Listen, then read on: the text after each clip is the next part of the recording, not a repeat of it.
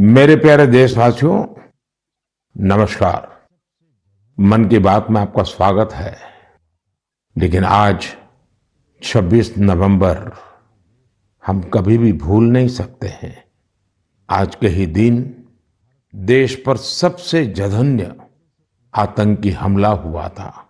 आतंकियों ने मुंबई को, पूरे देश को थर्रा कर रख दिया था।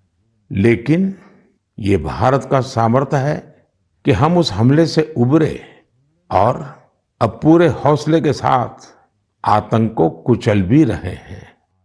मुंबई हमले में अपना जीवन गंवाने वाले सभी लोगों को मैं श्रद्धांजलि देता हूं।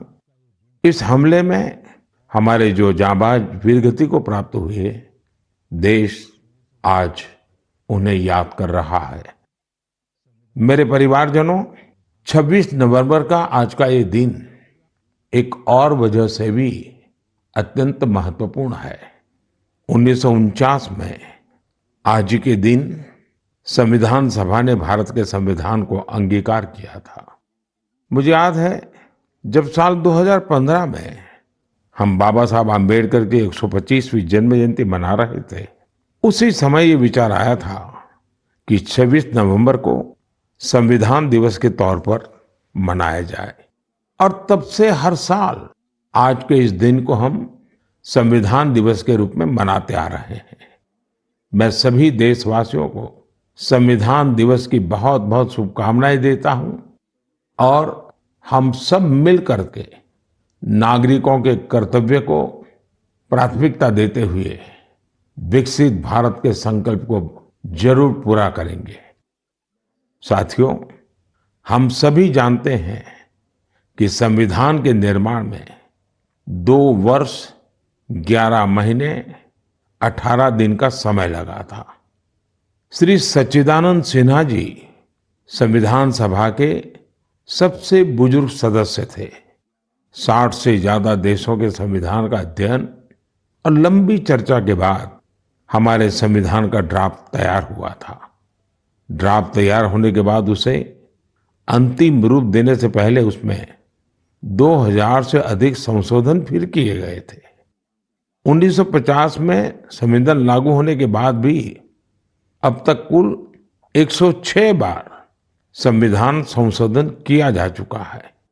समय, परिस्थिति, देश की आवश्यकता को देखते हुए अलग अलग सरकारों ने अलग अलग समय पर संशोधन किए।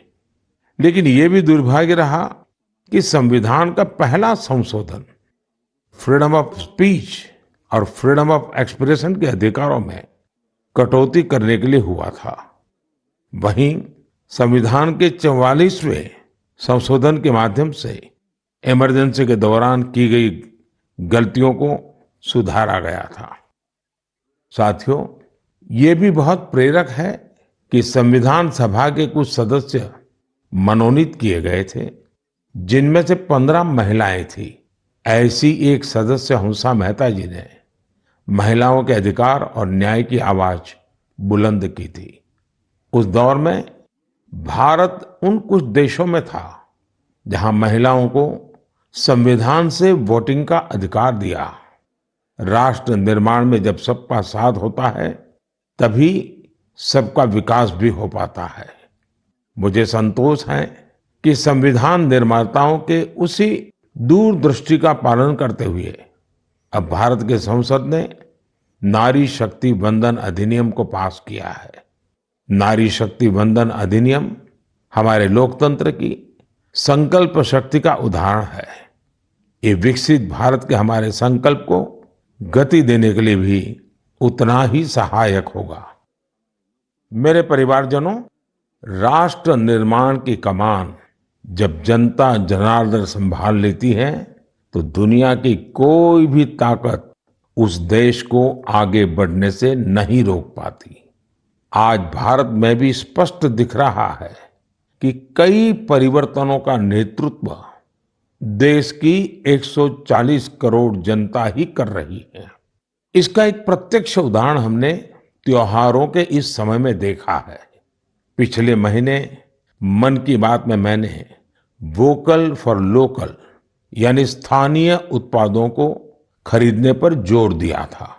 बीते कुछ दिनों के भीतर ही दिवाली, भैया दूज और छठ पर देश में 4 लाख करोड़ से ज्यादा का कारोबार हुआ है। और इस दौरान भारत में बने उत्पादों को खरीदने का जबरदस्त उत्साह लोगों में देखा गया। अब तो घर के बच्चे भी दुकान पर कुछ खरीदते समय ये देखने लगे हैं कि उसमें मेड इन इंडिया लिखा है या नहीं लिखा है। इतना ही नहीं, ऑनलाइन सामान खरीदते समय अब लोग कंट्री ऑफ ओरिजिन इसे भी देखना नहीं भूलते हैं। साथियों, जैसे स्वच्छ भारत अभियान की सफलता ही उसकी प्रेरणा बन रही है, वैसे ही वोकल फॉर लोकल की सफलता विकसित भारत, समृद्ध भारत के द्वार खोल रही है। वोकल फॉर लोकल का ये अभियान पूरे देश की अर्थव्यवस्था को मजबूती देता है। वोकल फॉर लोकल अभियान रोजगार की गारंटी है, ये विकास की गारंटी है, ये देश के संतुलित विकास की गारंटी है। इससे शहरी और ग्रामीण दोनों को समान अवसर मिलते हैं।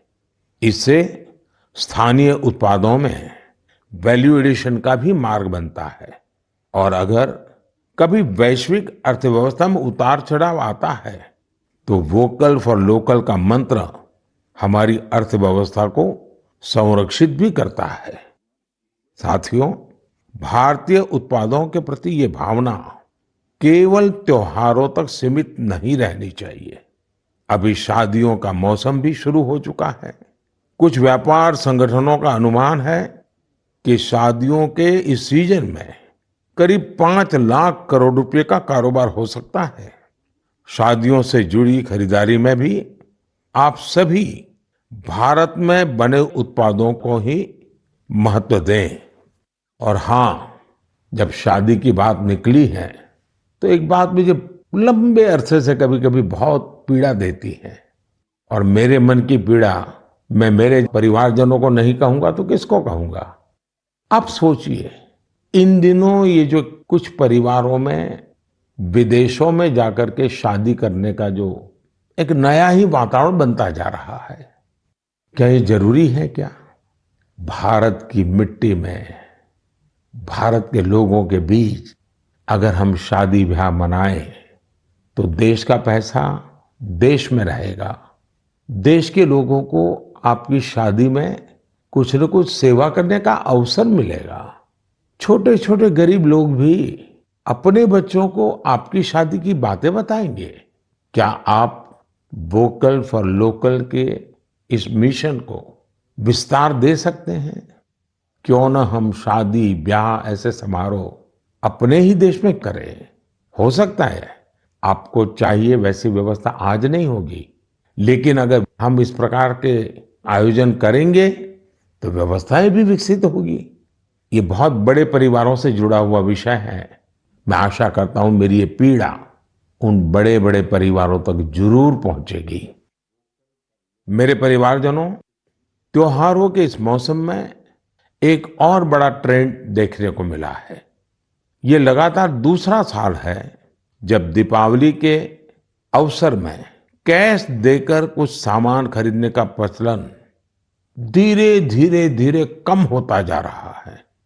यानी अब लोग ज्यादा से ज्यादा डिजिटल पेमेंट कर रहे हैं। ये भी बहुत उत्साह बढ़ाने वाला है। आप एक और काम कर सकते हैं। आप तय करिए कि 1 महीने तक आप यूपीआई से या किसी डिजिटल माध्यम से ही पेमेंट करेंगे, कैश पेमेंट नहीं करेंगे। भारत में डिजिटल क्रांति की सफलता ने इसे बिल्कुल संभव बना दिया है। और जब 1 महीना हो जाए तो आप मुझे अपने अनुभव, अपनी फोटो जरूर शेयर करिएगा। मैं अभी से आपको एडवांस में अपनी शुभकामनाएं देता हूं।